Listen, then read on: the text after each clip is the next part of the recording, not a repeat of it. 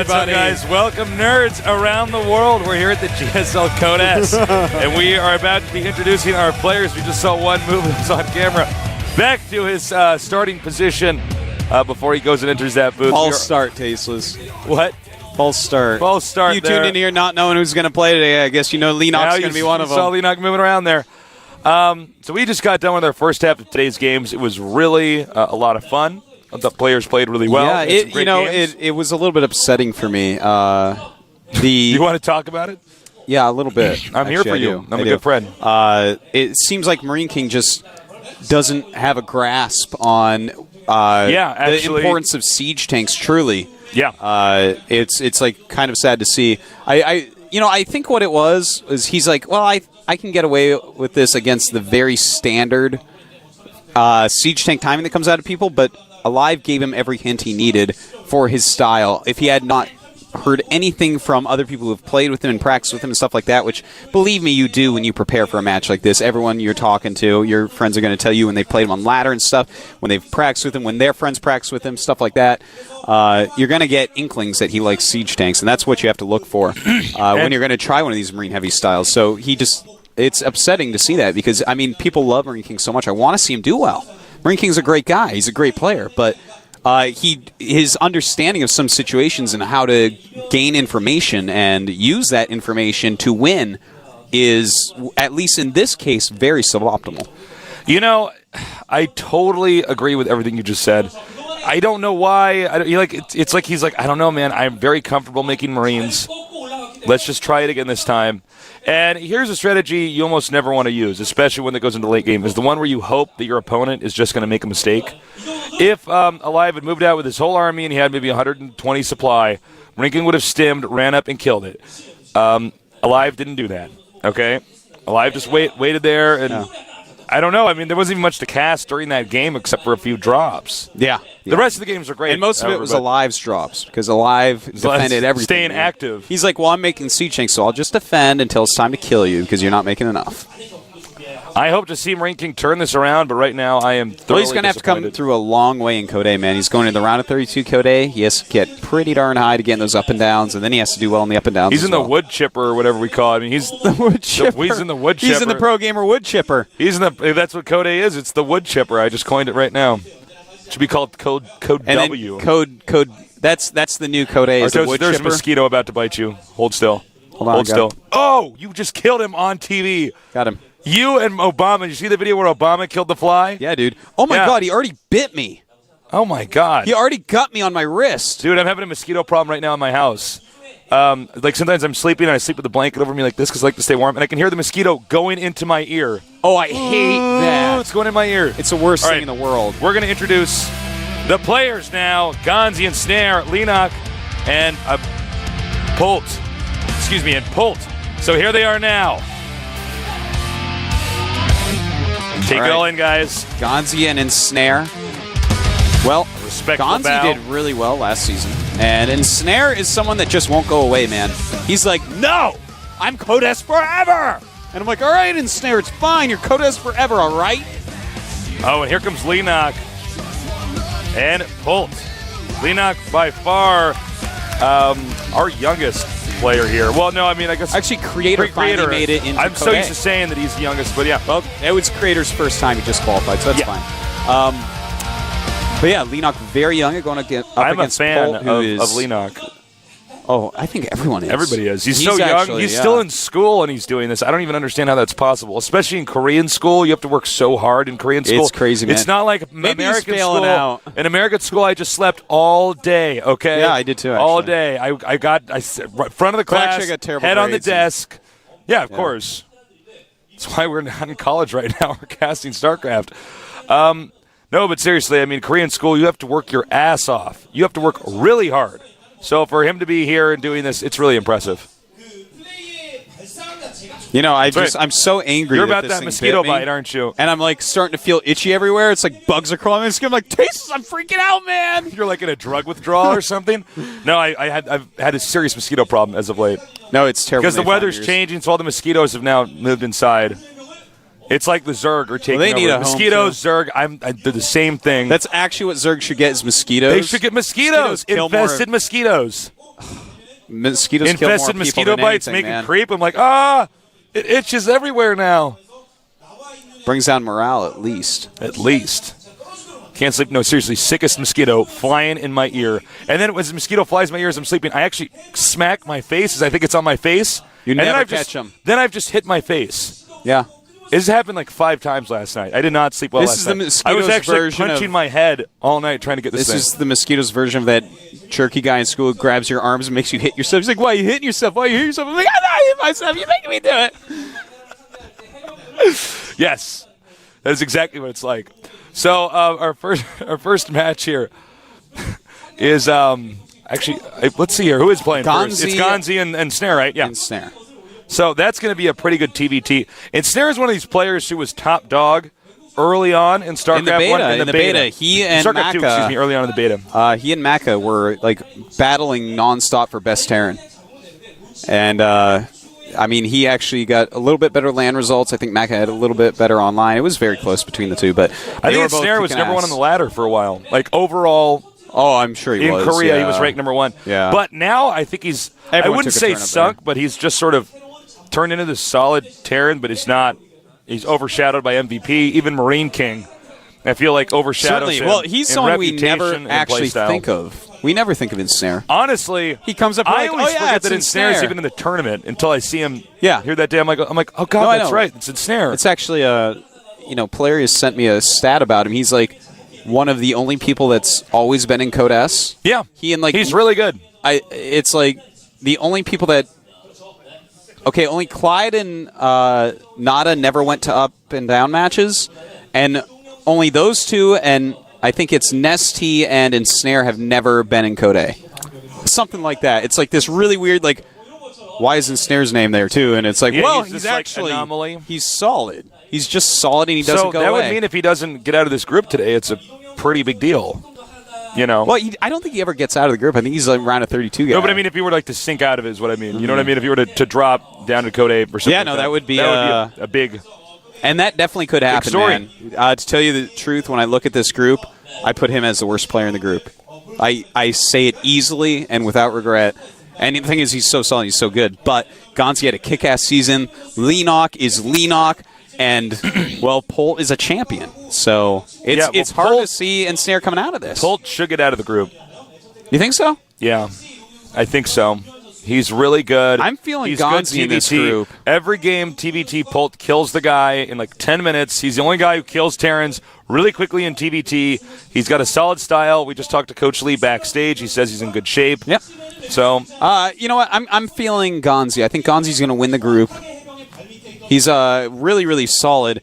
GanZI basically, we saw him do so well last season. His TVT is actually pretty good, and his TVZ is off the hook. So I really feel like no matter who he hits, because as you said, Polt kills Terrans really quick, but personally, he's such a micro-based player, and he's one that can make it work. Because he's from Warcraft. Normally, micro-based players fall away quicker than other players because it's like, well, eventually everyone's going to learn how to control units well and well enough. It's all you're doing and then have a better economy than you and controlling just slightly worse than you unless you're rushing them.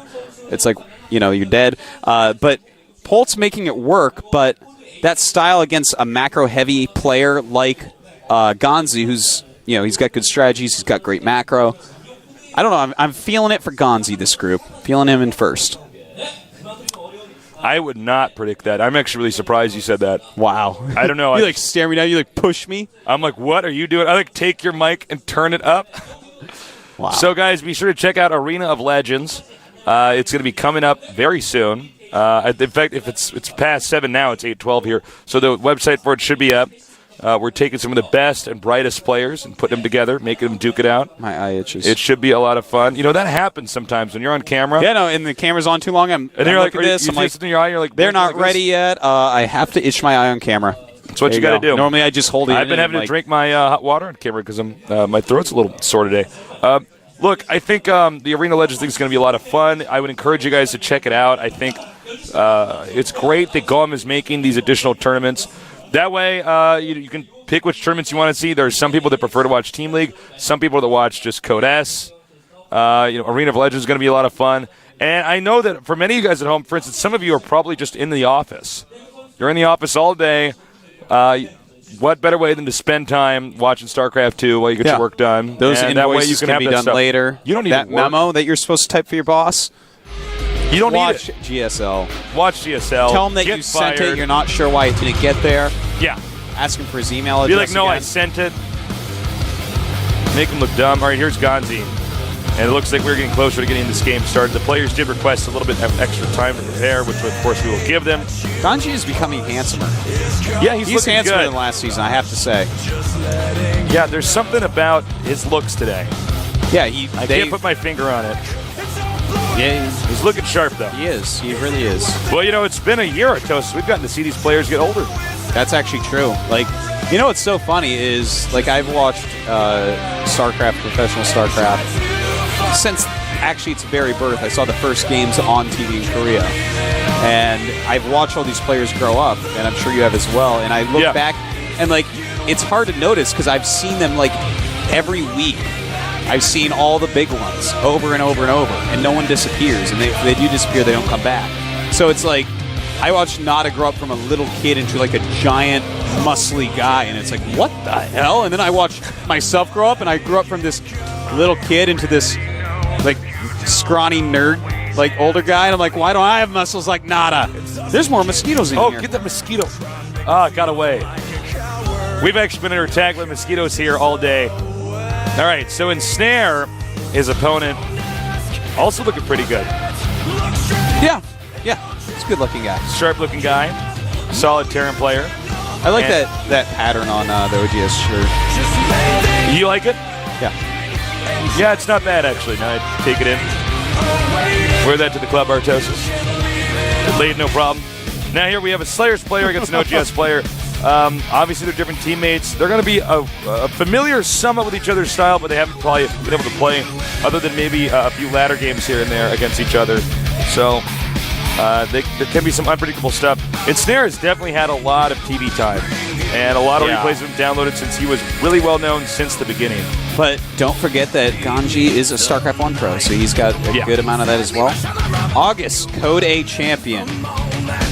October, Code S round of 4, Slayers GanZI. Can OGS Ensnare defeat him and become the King of Survival? And that's actually true. He would become King of Survival if he actually makes it in a round of 16 or something like that. All right, it's time. The game is loaded. GanZI against Ensnare. Our first game in the second half of today's sets here at the GSL Code S. I'm Tasteless. With me is Artosis. We're here at GOM TV, based in Seoul, Korea, casting our favorite game, StarCraft 2. It's one of my outros I haven't done yet, Artosis. Over here in the upper left, on the map, Belshire Beach, the winter version of Belshire Beach, we have, whenever I hear his name, I think of the Muppet Gonzo, but that's not, Slayers GanZI. It's not related. GanZI. Probably would be better than the Muppet Gonzo at StarCraft 2.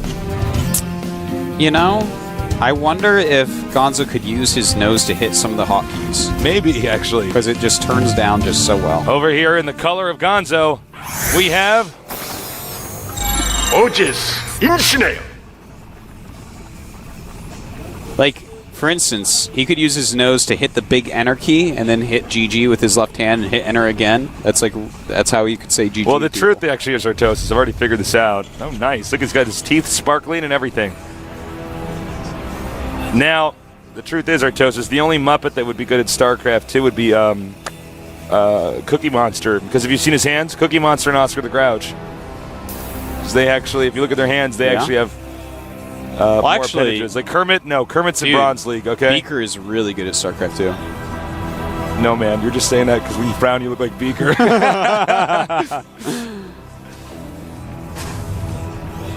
All right, we have the barracks almost done. And it looks so far like a very standard Terran versus Terran game so far. I've talked to people about what Muppet would Nick be? What Muppet would what Tasteless Muppet be? would I be? And we've settled, JP and I settled upon Oscar the Grouch. Why? Because I live in a trash can? Yeah, man. You two kind of look the same, too. You got these big, bushy eyebrows. You always are wearing a trash can as your hat, like a trash lid. Is that it? You have the same voice. Do me and Oscar have the same voice? Oscar can't cast StarCraft. I always thought we could. Be Bert and Ernie. Well, you can't cast Trashcraft, so there. Trashcraft? Yeah. No, not Warcraft. That's not what I meant. Now, the command center, about 1/3 of the way complete here for GanZI. And we're seeing very similar builds here for these guys. And this is really popular on the Korean server, this Terran versus Terran build. It's great, especially on maps where you don't have a ramp. Just go ahead and get that expansion up, especially if you're far away from your opponent, because, and this is a problem most people on the other servers have, or in the meta game that you'll see, because there are too many people that rush, is that people are trying to end the game too soon. You can actually do a pretty good opener and survive anything, and then win in the mid game and the late game. Absolutely. And that's probably the way you should approach the game. Well, that's the way that eventually the game will be approached. You know, there's still so much growth to be had in StarCraft 2 player skill and a game understanding. So, you know, we'll see that more and more. You notice that over the seasons, the game length gets longer and longer and longer. Yeah. Because people figure out that, hey, actually, you shouldn't be able to kill your opponent early on. Every now and then you need to, but that's just something mixed in so that you aren't predictable. Well, we do have a proxy starport for Ensnare. I like the choice. Probably go right up to Banshee and just have a really quick random Banshee rally. See how much you can pick off with that. Yeah, Banshees, I don't think they're ever going to go away in StarCraft 2 TVT.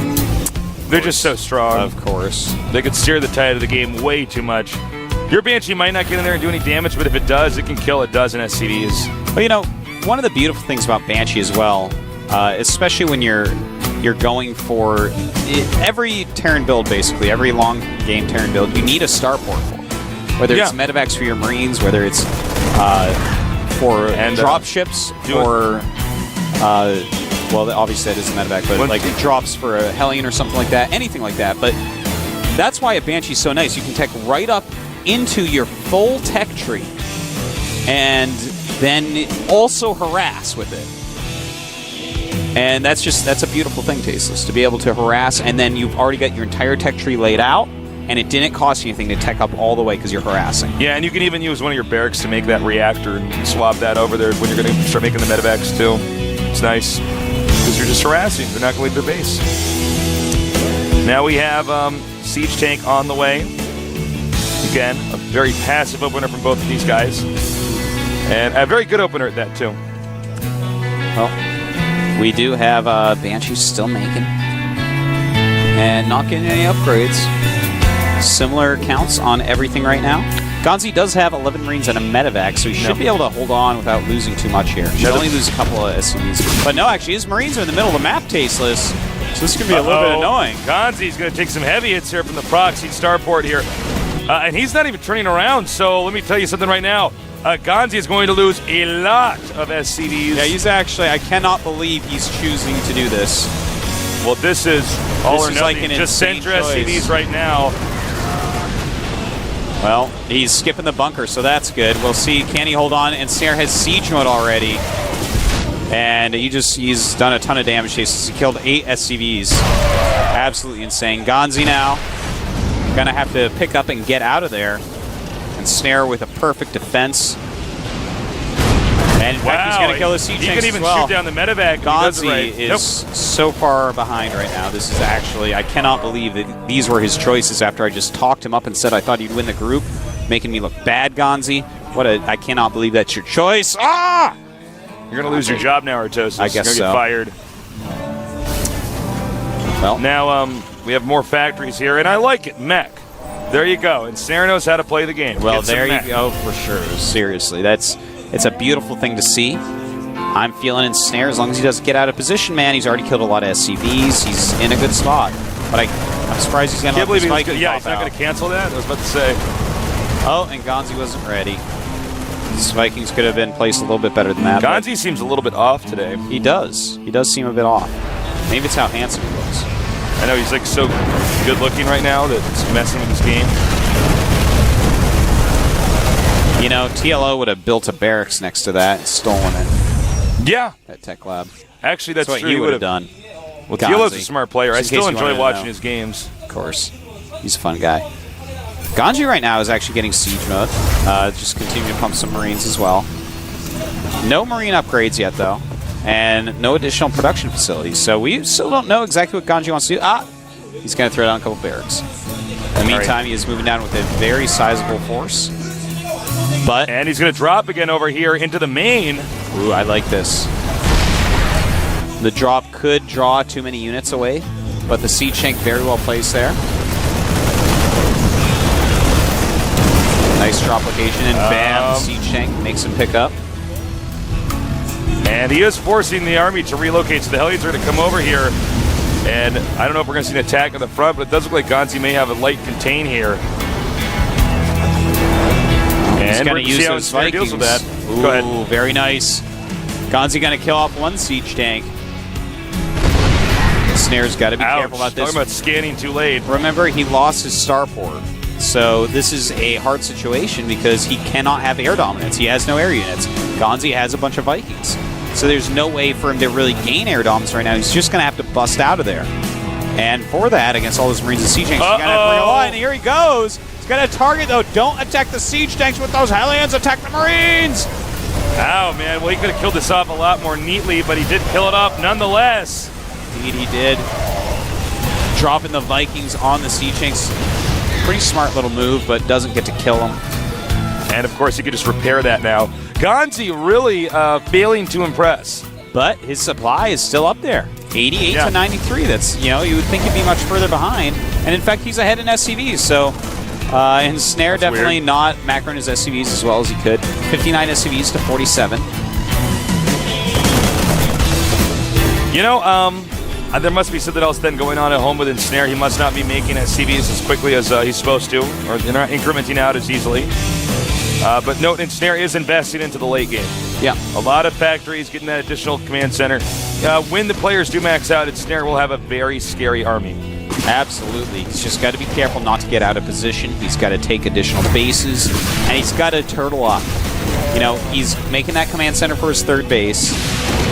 And where's the starport? Okay, he finally does start a starport. He's in fact getting 2 armories, which is pretty crazy. We don't often see 2 armories upgrading in this matchup, even with mech. But, I wonder if Ensnare will make one of these mistakes we see so many mech players make, where... Push out too soon? Yeah, he's at like 160. He's like, all right, LOL, I think I'll go. That is exactly what he needs to not do. He needs to take his third base, turtle up like a madman, max out, and really come out with a lot of vigor. Vigor, indeed. Yes, that's the word. We haven't used vigor in a while. No, you need to. We need to bring it back. Let's bring that word back. It's brought back, Tasteless. And, this is going to be ugly. Yeah, I mean, he's going to lose all those Marines. They're going to die simply to the Blue Flame Hellions. Now he backs off just at the last second, losing 1 Hellion. Although I'm actually surprised Ensnare's on the map right now at all. Well, I think he's just trying to get in position to take that third base. Wherever it is he wants to take it. Looks like he wants to take it what used to be the gold, and now it no longer is. Uh-oh, guess what's good against Hellions? Oh my god, and he's just going to go for it. There are Marauders in here, so he's got to be careful about that. Especially if, his Hellions all die, and now he's just going to lose everything. Yeah, Marauders are pretty good against mech stuff. Uh-oh. Guess what you can't shoot at Siege Tank? Well, he's just not going to win Siege? Now he's fine. He's like, it doesn't hurt. All right, it hurts. I lied. Whoop. Picked up. Smart move.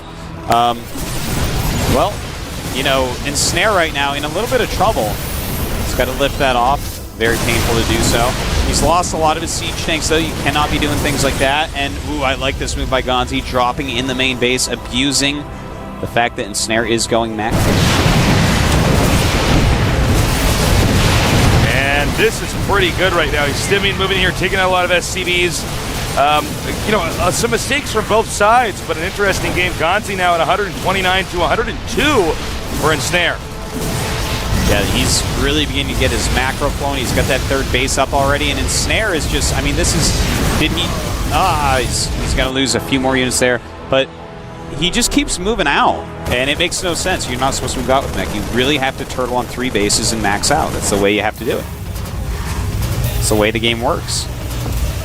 But he has not been able to do that quite yet. finally looks like he is going to try for that.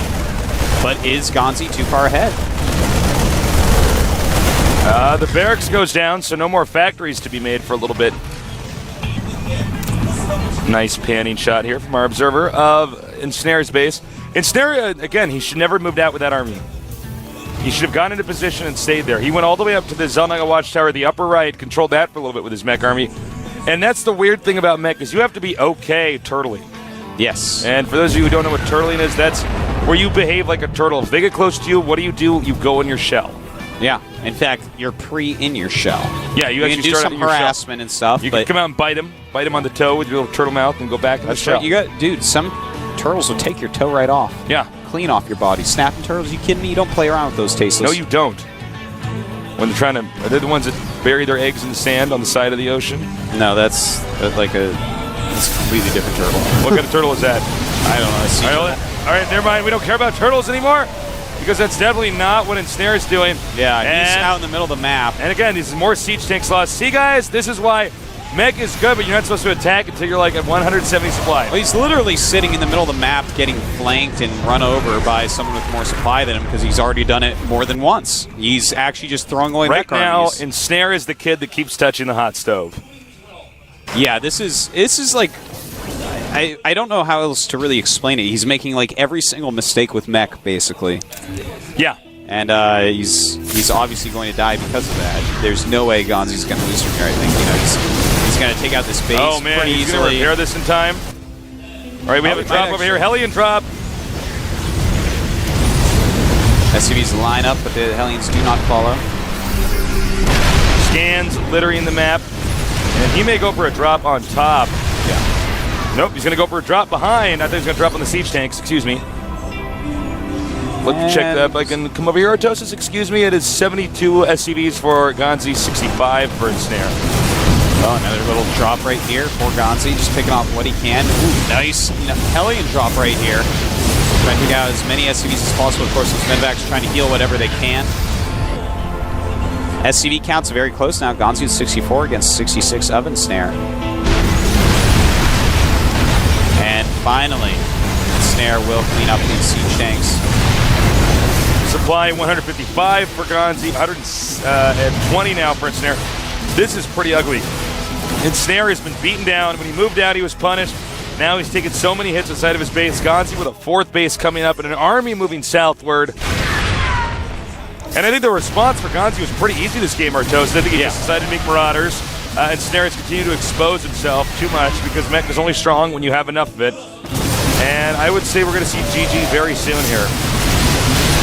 Well, I think you're right, Tasteless. This planetary fortress just will not die. Actually, and it does, in fact, go down. See you in planetary fortress hell. He's going to be almost alone there, Tasteless. Those things do not die, man. Yeah, I know. Those things are like the bristlecone pines of the one thing's for sure is whenever center world. One thing's for sure is all planetary fortresses do go to hell when they die. That's for sure. Oh, for sure. They are evil. They have good intentions, but that's what they say, Tasteless. The road to hell is paved with good intentions. Paved with good intentions, that's right. All right, Stim, and we're going to have a flank here. Actually, a sandwich here. And that's it, GG. All right. Ensnare totally deserved to lose that. Yeah, you know, he broke every rule of mech. Mech is actually, I mean, you can max out with mech so easily. You can actually, you turtle, and then you take a third base, you turtle even harder. Yeah. And then you max out with some amount of upgrades, some Vikings mixed in. You make and some if they're doing towers, a siege tank contain, you have 2-3 Ravens. And there you go. But, I mean, he just kept walking out in the middle of the map. And if you do that, you're going to lose every single time. Yeah, I mean, he totally deserved that loss. He totally 100% deserved that loss. Some of these pro gamers, I don't know when they're going to learn because it's pretty clear at this point in time, mech is strong, but you have to do it right. And, you know, having 6 tanks and like 8 Hellions and moving out, what are you going to do if he has Marauders? It's just, if he has Marauders, you're just like, LOL, and he kills them. Looking at it at a very logical, analytical pro gamer standpoint, I look at those numbers of units that he has on that bridge, and I could just ask like 1,000 questions, like, why are these here? What about this number? Where did you reach this number? Why are these? When in your practice did you hit this number or this number on this bridge? Right now, with what's happened in this game, is a good idea. None of those points will be defensible. He's playing wrong. Here's the simple way to put it: is if you have imagine 4 tanks in siege mode, how much damage they can do in the increments in which they fire. Now imagine 15 siege tanks in siege mode. Now imagine an army running at that. Exponentially more powerful. It was an army runs towards that. A third of it dies after the first volley, and by the second volley, it's down to a fourth of what its initial size was. So that's why you want to stockpile siege tanks. Wait, be patient, just push out enough to get to third base. All right, enough about this. On to the next game. Here is our Zerg, our very, very young Zerg player. He's a youngin'. Leenock, a great player. 1-7-7-4. He's had some of the worst luck in GSL history. He's not a lucky guy. No, he's had some of the hardest opponents. So you know what? That's how you build character, Tasteless. It is. It's good he's starting at a young age too, because frankly, experience always outweighs talent, in my opinion. And the more experience he has, the better he's going to get. Thank you for saying such, Tasteless. People label talent on all sorts of stupid stuff. You know how all these programmers got talent? Through practice. Through practice. That's how you do it. But he's up against a pretty scary opponent as well. Polt, formerly known as Optimus Prime, then formerly known as Polt. Then formerly known as Optimus Prime, then formerly known as... And now known as Polt again. Because he's gone back and forth. Ranked 4th here. I actually did not realize Polt was ranked that high. Yeah, he's been kicking ass. Polt is really good, guys. He's got a kind of unique style, as Artosa said correctly. Very micro-based player. Yeah. He, that's one of the reasons he's so good against Protoss, is he defends every crazy attack they do, and then he picks them apart with drops and just microing around the Protoss death ball. So, the map will be Calm Before the Storm. Excuse me. Calm Before the Storm. And this is going to be a fun little game. I think Polt, on paper, is the favorite, but then again, Leenock is very, very good. Yeah. By the way, if you noticed on Polt's shoulder, he is sponsored by thehandsomenerd.com. Now, Team TSL.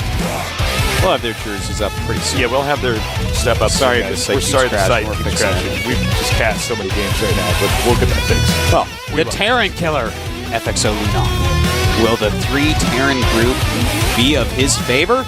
Super Tournament champion TSL Polt. Will Group D be his revival point? This and more in the coming game. We will see soon enough. One thing to note, Artosis, Leenock actually probably had a pretty easy time preparing for this. Yes. Think about it, just Terrans, whereas the Terran players had to prepare for a Zerg and a Terran. All right, it's time. Leenock throwing his mouse around, and Polt duking it out here